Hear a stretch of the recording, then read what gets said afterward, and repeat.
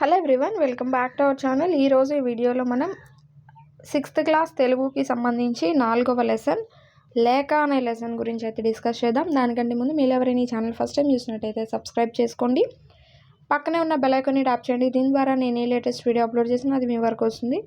మీరు ఏ వీడియో కూడా మిస్ కాకుండా అయితే చూసేయచ్చు. ఇక లేట్ చేయకుండా వీడియో అయితే స్టార్ట్ చేసేద్దాం. ఈ లెసన్లో మనకు వచ్చేసి కొన్ని తెలంగాణలో ఉన్న ముఖ్య సందర్శనీయ స్థలాల గురించి అయితే చెప్పడం జరుగుతుంది.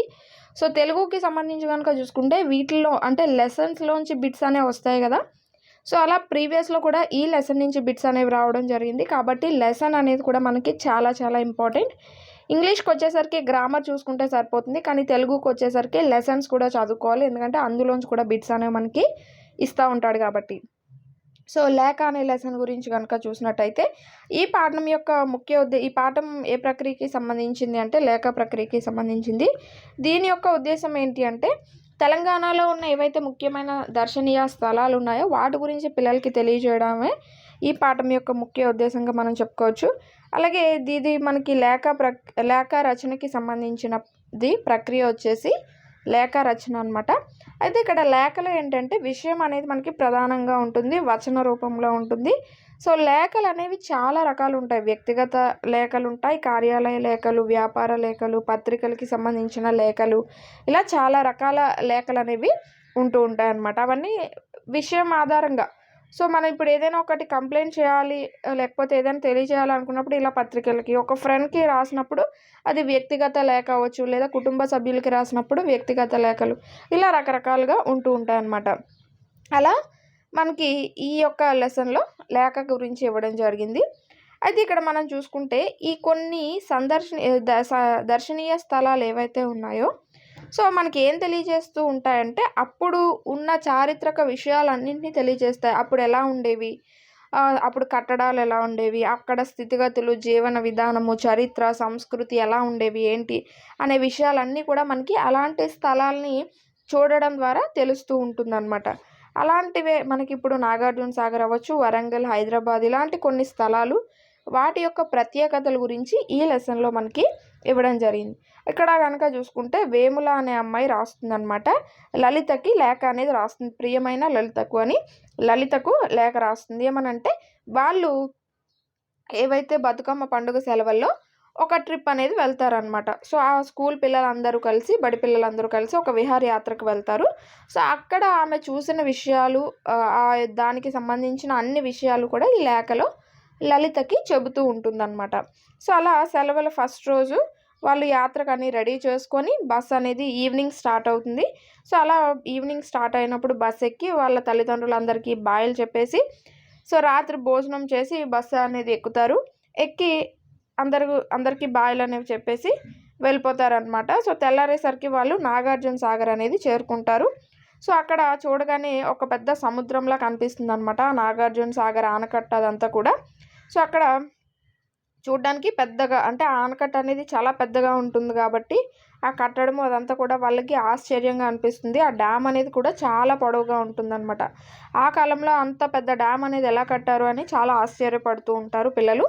సో అక్కడే వాళ్ళు టిఫిన్స్ అవన్నీ చేసి నాగార్జున కొండ చూడడానికి వెళ్తారనమాట. నాగార్జున సాగర్ నుంచి నాగార్జున కొండ కొంత దూరంలో ఉంటుంది.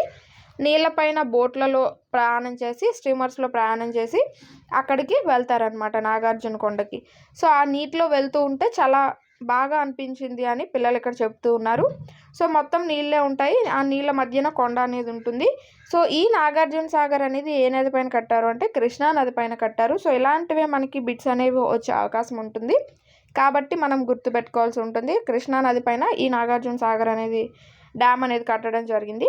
సో అక్కడి నుంచి వాళ్ళు నాగార్జున కొండకి వెళ్తారు. అక్కడ కొండ అలాగే చుట్టూ కొంత పార్క్, ఇలా పూల మొక్కలు ఇవన్నీ కూడా ఉంటాయన్నమాట. సో ఇక్కడ పిక్చర్లో చూసాం కదా. సో ఇలా కొన్ని కట్టడాలు, పార్క్ లాగా మొత్తం అంతా కూడా ఉంటుంది. అలాగే బౌద్ధులకి సంబంధించిన కొన్ని అవశేషాలు కూడా అక్కడ కనిపిస్తూ ఉంటాయి, స్తూపాలు కనిపిస్తాయి.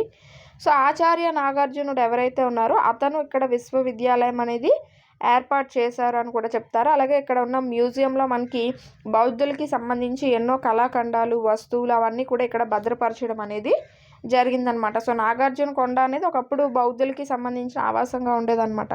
సో అప్పుడు వాళ్ళకి సంబంధించిన అవశేషాలు ఆనవాళ్ళు అన్నీ కూడా ఈ మ్యూజియంలో జాగ్రత్తగా భద్రపరిచారు. సో అక్కడికి వెళ్ళిన వాళ్ళందరూ కూడా ఇక్కడికి నాగార్జున కొండకు వెళ్ళి అక్కడ ఉన్న మ్యూజియం అదంతా కూడా సందర్శించి వస్తూ ఉంటారు.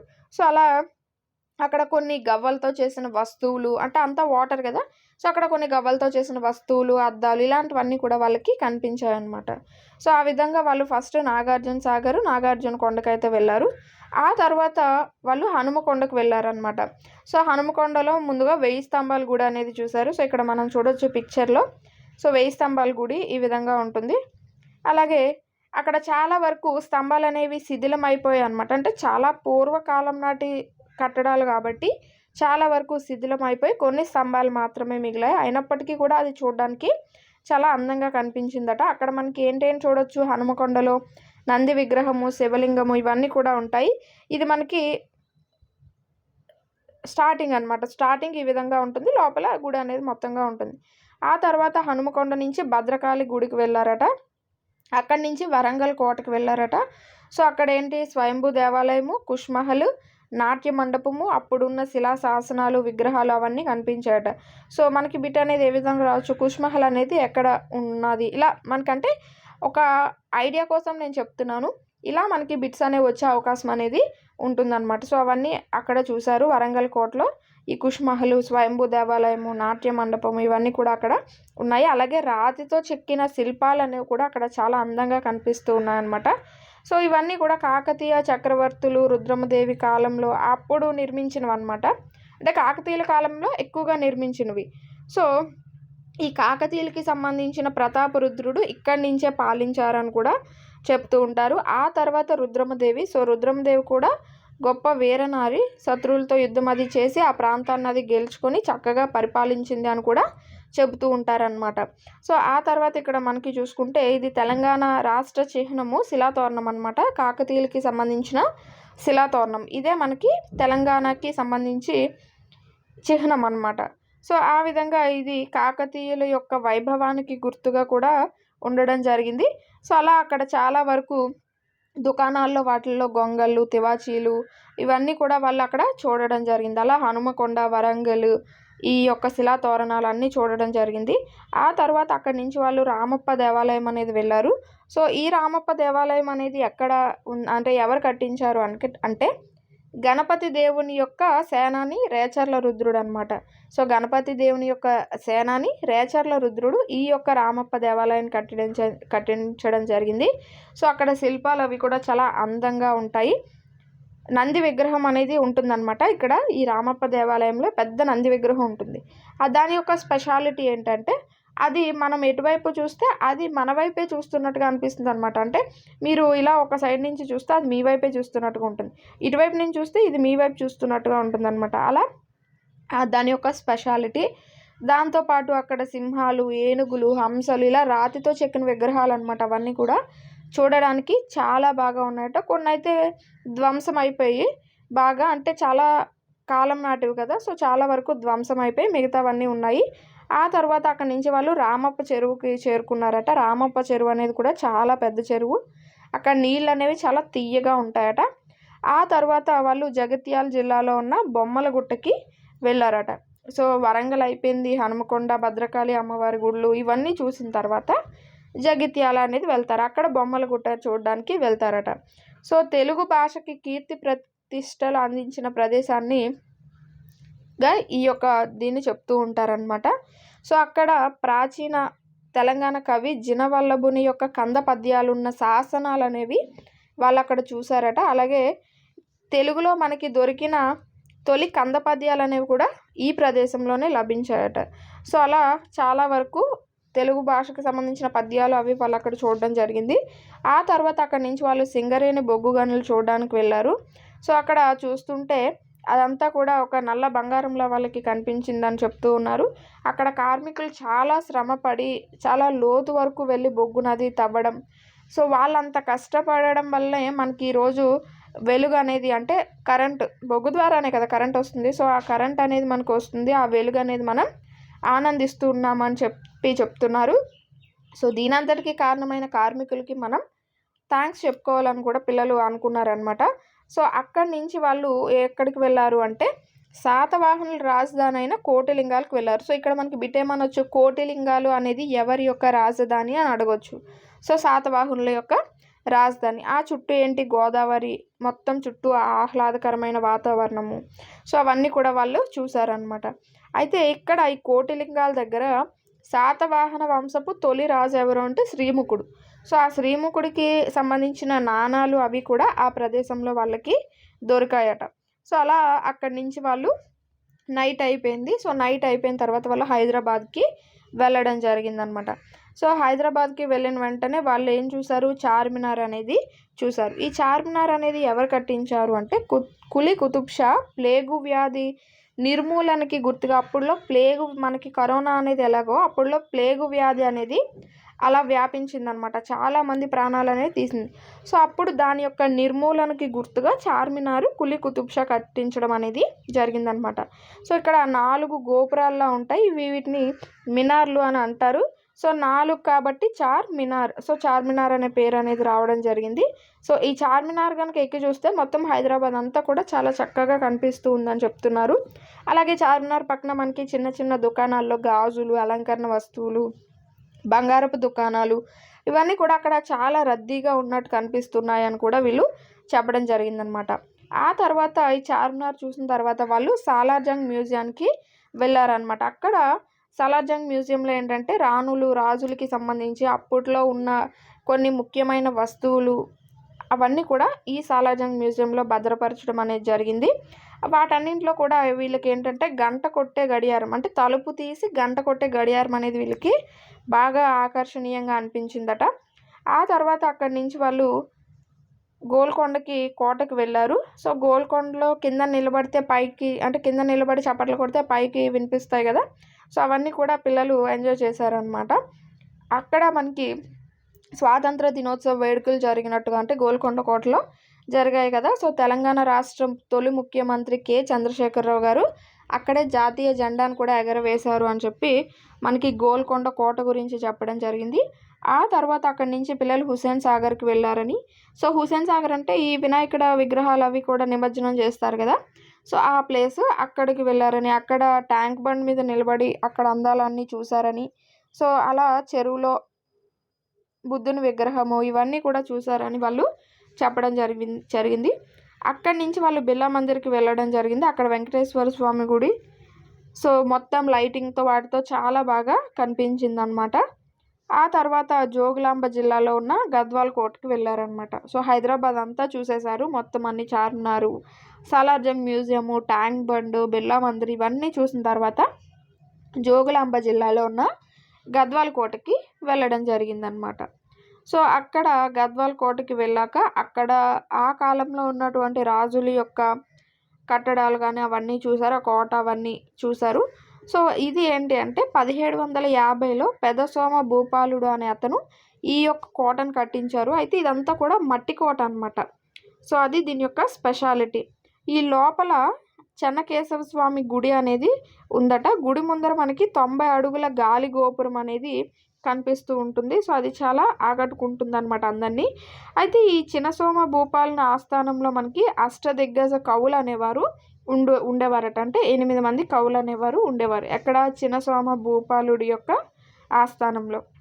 సో అలా వాళ్ళు ఆ కోట అంతా తిరిగి చూసిన తర్వాత సాయంత్రం అయిపోయింది. సో సాయంత్రానికి పాలమూరు జిల్లాలో ఉన్న పిల్లలమర్రికి చేరుకున్నారనమాట. సో ఇక్కడ చూసారా పిల్లలమర్రి అని అంటారు దీన్ని.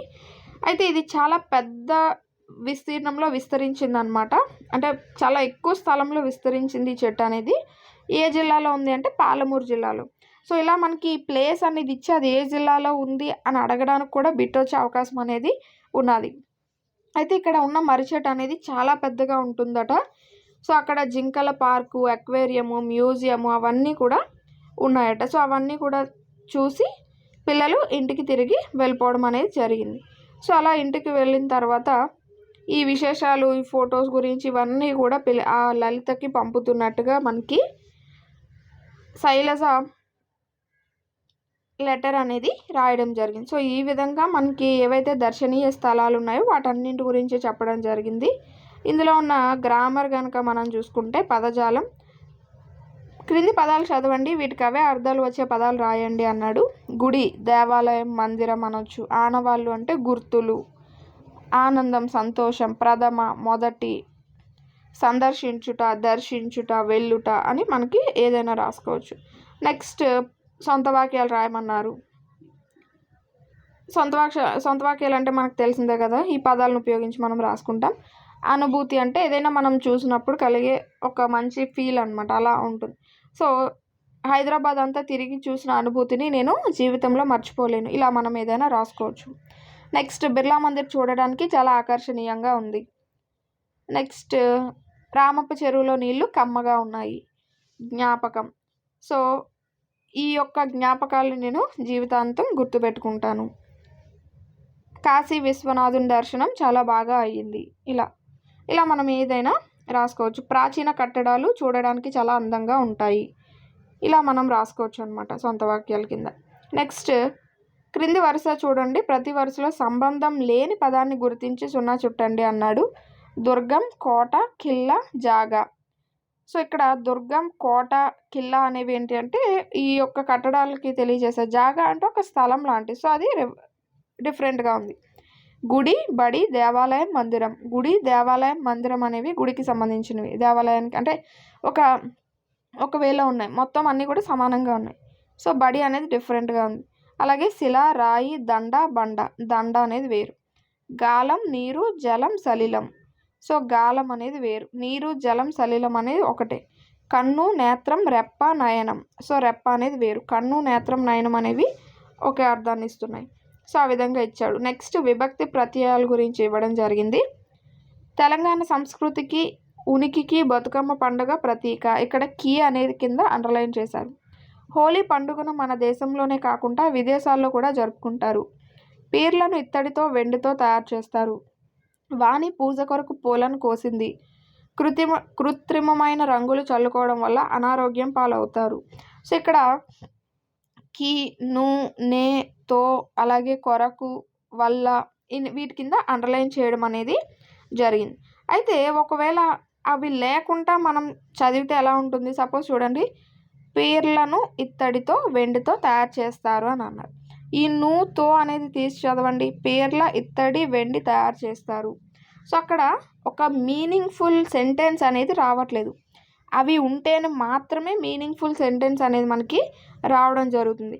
అలా సో ఇలా పీర్ల, ఇత్తడి, వెండి అనే వాటితో ఒక సెంటెన్స్ అనేది ఏమీ కూడా రావట్లేదు. అప్పుడు మనం ఈ నుతో అనే ప్రత్యయాలని ఉపయోగించి చదివితే మాత్రమే అదొక అర్థవంతమైన సెంటెన్స్ లాగా వస్తుంది.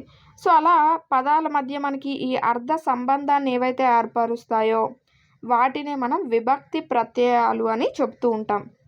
అంటే వాక్యం అనేది అర్థవంతంగా పూర్తయింది అని తెలియజేయడానికి మనం ఏవైతే మధ్యలో వాడుతున్నామో కొన్ని పదాలు, వాటినే మనం విభక్తి ప్రత్యయాలు అని అంటూ ఉంటాం.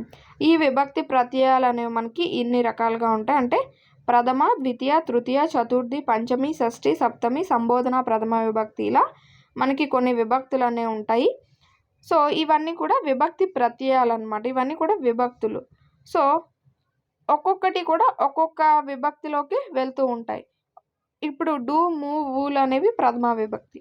నిన్, నున్, లన్, కూర్చి, గురించి అనేది ద్వితీయ విభక్తి. చేతన్, చేన్, తోడన్, తోన్ అనేది తృతీయ విభక్తి. కొరకున్, కై, కోసం అనేది చతుర్థి. వల్లన్, కంటెన్, పట్టి అనేది పంచమి. కిన్, కున్, యొక్క, లోన్, లోపలన్ షష్ఠి. అందున్, నన్ అనేది సప్తమి. ఓ, ఓయి, ఓరి, ఓసి అనేది సంబోధన ప్రథమ విభక్తి. సో ఇక్కడ మనం గుర్తుపెట్టుకోవడానికి ఈజీగా చూసుకుంటే లాస్ట్ది ఓ, ఓయి, ఓరి, ఓసి అనే సంబోధన, అంటే ఎవరినైనా మనం పిలుస్తున్నట్టుగా అనిపిస్తూ ఉంటుంది అనమాట. సో అది సంబోధిస్తున్నట్టుగా, అది మనం ఈజీగా గుర్తుపెట్టుకోవచ్చు. ఇంకా స్టార్టింగ్ మనకి ఎలా అయినా గుర్తుండిపోతుంది. స్టార్టింగ్ వచ్చి డు, మూవులు ప్రథమ విభక్తి అనేది స్టార్టింగ్ లైన్ ఎలా అయినా గుర్తుండిపోతుంది. ఇక మిగతా వాటికి వచ్చేసరికి కనుక చూసుకుంటే, సో ఇక్కడ ఈజీగా గుర్తుపెట్టుకోవడానికి చూడండి, నార్మల్గా డు, మూవులు ప్రథమ విభక్తి. చేతన్, చేన్, తోడన్, తోన్. సో తోన్ అనేది లాస్ట్లో వచ్చింది కాబట్టి తా అనేది గుర్తుపెట్టుకోండి, తృతీయ విభక్తి కింద చెప్పుకోవచ్చు. నెక్స్ట్ కొరకున్, కై, కోసం అని అన్నారు అనుకోండి. సో కా తర్వాత ఏమొస్తుంది? కా, ఖ, గా, గా, తర్వాత చా కదా. సో కా తర్వాత చా వస్తుంది కాబట్టి చతుర్థి అని గుర్తుపెట్టుకోండి. ఇక్కడ చేతన్ మీకు ఈ తృతీయ విభక్తి అనే ఇవి మనకి తెలియవు. సో ఇవి మనం గుర్తుపెట్టుకోకండి. ఫస్ట్ డూమువులు ప్రథమ విభక్తి అది అందరికీ గుర్తుంటుంది. తర్వాత నిన్ను అది చెప్తాను. సో చేతన్ చేన్ తోడన్ తోన్ అన్నారు కాబట్టి తృతీయ అని గుర్తుపెట్టుకోండి. అలాగే కొరకున్ కై కోసం. సో కొరకు కా అనేది వచ్చింది. సో కా అనేది వచ్చిన తర్వాత కా తర్వాత చా అనేది వస్తుంది కాబట్టి అంటే చా వర్గం వస్తుంది కాబట్టి చతుర్థి అని గుర్తుపెట్టుకోండి. నెక్స్ట్ వలనన్ కంటెన్ పట్టి అనేది మనకు వచ్చింది. సో పట్టి అనేది లాస్ట్లో వచ్చింది కాబట్టి పంచమి విభక్తి ఇలా. సో యొక్క అనేది షష్ఠీ విభక్తి అనేది మనకి ఎలా అయినా గుర్తుంటుంది. సో కిన్ కున్ యొక్క లోన్ లోపలను. సో యొక్క అనేది వచ్చింది కాబట్టి యొక్క అంటే షష్ఠీ తత్పురుష సమాసం అంటే షష్ఠీ విభక్తిలోకి వస్తుంది అనేది మనం చిన్నప్పటి నుంచే నేర్చుకుంటూ వస్తున్నదే కాబట్టి యొక్క అనేది ఉంది కాబట్టి షష్ఠీ విభక్తి. ఈ విధంగా మనం ఈజీగా అనేది గుర్తుపెట్టుకోవచ్చు. సో ఇలా మనకి ఈ యొక్క లెసన్ అయితే కంప్లీట్ అయిపోయింది. హోప్ ఈ వీడియో మీకు నచ్చింది అనుకుంటున్నాను. నెక్స్ట్ వీడియోలో మనం శతక సుధా అనే టాపిక్ని డిస్కస్ చేద్దాం. Thanks for watching. ఈ వీడియో కనుక మీకు నచ్చినట్టయితే లైక్ చేయండి, షేర్ చేయండి, సబ్స్క్రైబ్ చేసుకోండి. మీకు ఇంకా ఎలాంటి వీడియోస్ యూస్ఫుల్ అవుతాయో కింద కామెంట్ సెక్షన్లో అయితే చెప్పండి. Thanks for watching.